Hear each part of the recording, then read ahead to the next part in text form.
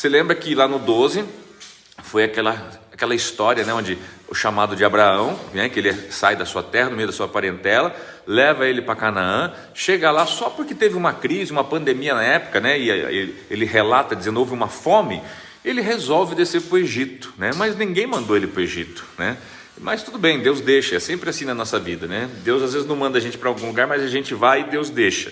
E lá chegando ele já chega de cara, já mente, já entrega a mulher para o faraó, enfim, né?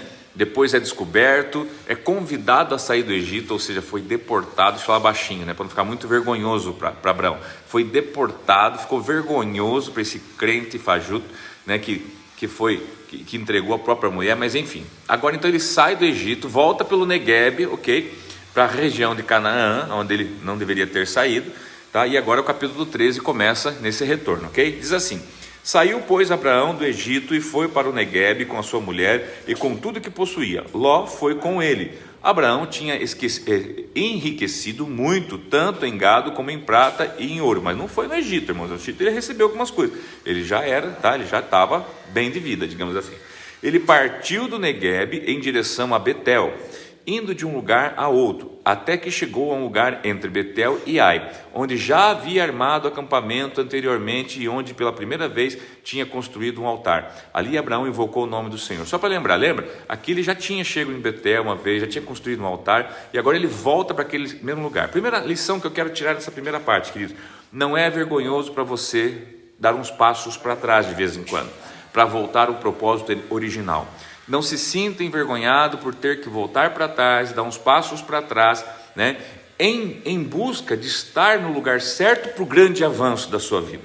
Tem pessoas que, né, por causa da sua vaidade, por causa do seu orgulho, não quer reconhecer o seu erro, não quer reconhecer o seu pecado e não dá esses passos para trás para avançar para frente. O que Abraão fez? Abraão podia ter saído do Egito e ir para qualquer outra parte, irmãos. Ele tinha terra toda para ele ir. Ele não tinha para onde ir. Ele não sabia de jeito para...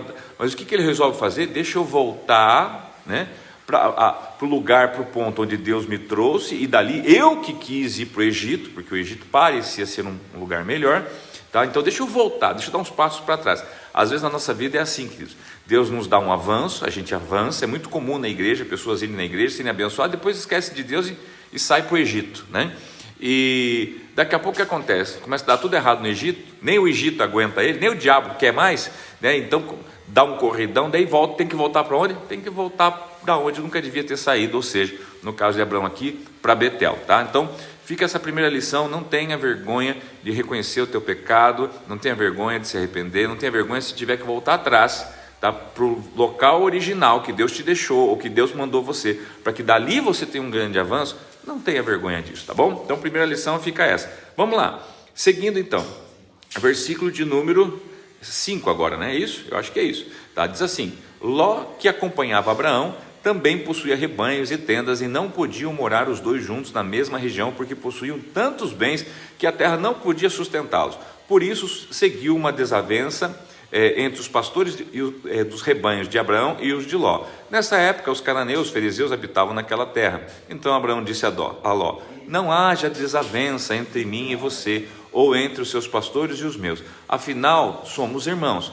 Aí está a terra inteira diante de você, vamos separar-nos. Se você for para a esquerda, irei para a direita, se você for para a direita, irei para a esquerda. Olhou então Ló, viu todo o vale do Jordão, e todo ele bem irrigado, até Zoar era um jardim do Senhor, como a terra do Egito. Isto se deu antes do Senhor destruir Sodoma e Gomorra. Ló escolheu todo o vale do Jordão e partiu em direção a leste. Assim os dois se separaram. Então Abraão ficou na terra de Canaã, mas Ló mudou o seu acampamento para o lugar mais próximo de Sodoma, entre as cidades do vale. Ora, os homens de Sodoma eram extremamente perversos, pecadores contra o Senhor. Então aqui, queridos, vem uma segunda parte desse capítulo, que é o quê? Então, um atrito, uma desavença que houve, né, entre os pastores. Interessante que a Bíblia não diz que foi entre Abraão e Ló, não, muito pelo contrário, foi entre os pastores de Abraão e os pastores de Ló. Eram rebanhos muito grandes, né? A terra já era pequena demais para os dois, e afinal de contas Deus tinha chamado Abraão e não Ló, né? Abraão que levou Ló que foi com Abraão, não sabemos exatamente o porquê, mas enfim. Chegou um momento então, queridos, que Abraão chega e fala assim: olha, que não haja desavença entre nós. Queridos, isso é uma coisa que a gente tem que aprender aqui. Há uma coisa muito importante. Observe que Abraão era o mais velho, era o maior, era o mais numeroso, né? O Abraão era o governo ali, né? E Ló era aquele que estava com ele.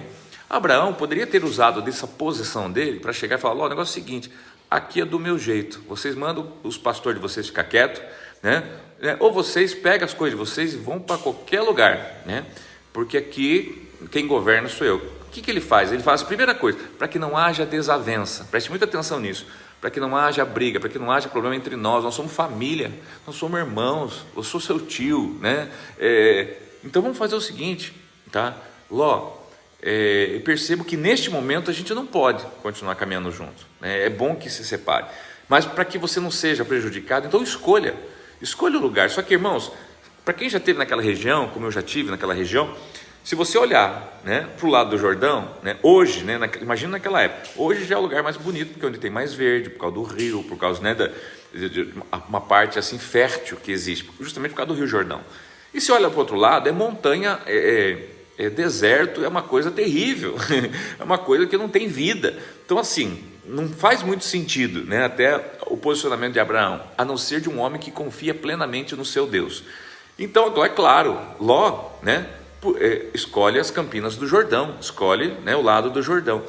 E aqui a gente vê outra coisa, olha só, 2 sensos de justiça diferentes e 2 caráteres diferentes. Abraão, que poderia ter feito a escolha, por ter sido mais velho, agora então ele dá a escolha para o seu sobrinho. O seu sobrinho poderia ter reconhecido que o seu tio, né, era o mais velho, tentou o direito então de escolher, e poderia falar: não, tio, né, até aqui o senhor me ajudou, tem me abençoado, eu tenho estado do seu lado, tem sido bênção para mim, né, eu acho que é digno que o Senhor escolha, ou então ele fala: não, Abraão, tio, deixa que eu converso com meus pastores, eu não quero me apartar de você, porque eu não quero me apartar do teu Deus. O que ele faz? Aqui a gente vê o quê? Né, quando a pessoa é aquela espertinha, está com você só porque está se beneficiando daquilo, tipo sanguessuga, né? Quando ele viu a oportunidade, opa, agora é a minha oportunidade, né? E pega e escolhe as campinas do Jordão. Ele só se esquece de uma coisa, queridos: lugar bom todo mundo quer, inclusive os bandidos, inclusive os pecadores. Lugar ruim ninguém quer, nem os bichos querem, tá? Agora, entendamos uma coisa, né? Então, o lugar bom, a Bíblia fala assim que lá nos vales do Jordão, as feras do campo também estavam lá, porque todo mundo se refugiava lá, os animais, as feras, os bandidos, as pessoas boas, mas as pessoas más também, tá? Então agora onde que ele escolhe? Ele escolhe ir para onde todo mundo quer ir, tá? E qual foi o grande erro de Ló, tá? Ele não entendeu que a viagem, a jornada tinha a ver com estar com Deus e não ir necessariamente para um lugar. Abraão entende isso agora, até porque ele teve uma experiência anterior, né? Semelhante, indo lá para o Egito, onde Deus não mandou ele para o Egito. Deus mandou que ele ficasse ali, e agora então ele volta para onde Deus mandou, ele decide o outro lado então, das campinas do Jordão, e Deus ali então se manifesta e se apresenta novamente para Abraão. Você vai ver agora que ele vai se apresentar e vai dar uma promessa para Abraão, tá bom? E enquanto isso, Ló vai lá. E se Ló tem o seu caráter bem formado, o seu temor a Deus, quem sabe Ló consegue se estabelecer e sem ser contaminado por Sodoma e Gomorra. Mas a gente vê que não foi isso que aconteceu, muito pelo contrário, ele se envolve com aquela cidade, se envolve com aquele povo, né, e quase é destruído se não é Deus, né, salvá-lo, e a gente vai ver isso mais para frente, ok? Então vamos aqui, acompanhe comigo então, agora versículo 14, são mais 4 versículos só, diz assim: disse o Senhor a Abraão: depois que Ló separou-se dele, de onde você está, olhe para o norte e para o sul, para leste e para oeste, toda a terra que você está vendo, darei a você e a sua descendência para sempre. Deus fala para ele assim: Abraão, Ló escolheu um lado, e você ficou com o que sobrou, mas eu quero que você olhe agora, norte, sul, leste, oeste, tudo isso eu vou dar para você e para os seus descendentes. Não é uma questão de escolha, é uma questão de herança. Eu estou dando a você. E acabou. Quando Deus te dá algo, irmãos, quando Deus te dá o Espírito Santo da promessa, ai meu Deus, é para que você seja cheio do Espírito Santo, e é para você, e não importa quem escolheu, né, o lado, importa que você escolheu a melhor pessoa, tá? Guarda isso no teu coração, tá? Verso 16: tornarei a sua descendência tão numerosa como o pó da terra. Se for possível contar o pó da terra, também se poderá contar a sua descendência. Percorra esta terra de alto a baixo, de um lado para outro, porque eu darei a você. Então Abraão mudou o seu acampamento e passou a viver próximo ao carvalho de Manre, em Hebrom, aonde construiu um altar dedicado ao Senhor. Observe que aqui agora Deus fala assim: norte, sul, leste, oeste eu vou dar para você, desta região, da Canaã. Agora sim, vai para onde você quiser, porque eu vou estar com você, onde você quiser. Se puder contar a areia, né, do deserto, então vamos poder contar a sua descendência, porque assim a sua descendência vai ser próspera, prolífera, abençoada, eu multiplicarei, né? Sem contar aqui, né, irmãos, que a mulher de Abraão, né, sequer era fértil, ela era estéril, tá? Mas aqui a gente vai ver lá para frente também. Então, olha só, queridos, capítulo 13, primeira lição, tá? Sempre dá tempo de voltar atrás, para o ponto onde Deus mandou você, e recomeçar com Ele. Ensino 2, tá? Vamos utilizar aqui de Ló. Cuidado com os espertinhos de plantão, tá?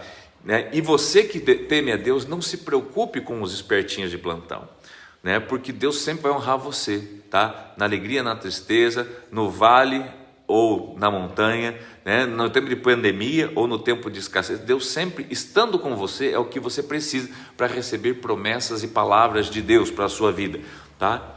Ponto 3, há uma promessa que quando você obedece a Deus, não só você, mas a sua descendência também será alcançada, multiplicada e abençoada. Que essas 3 palavras fiquem no teu coração nesta manhã, que você lembre deste Deus, que cada dia mais eu fico mais apaixonado por Ele.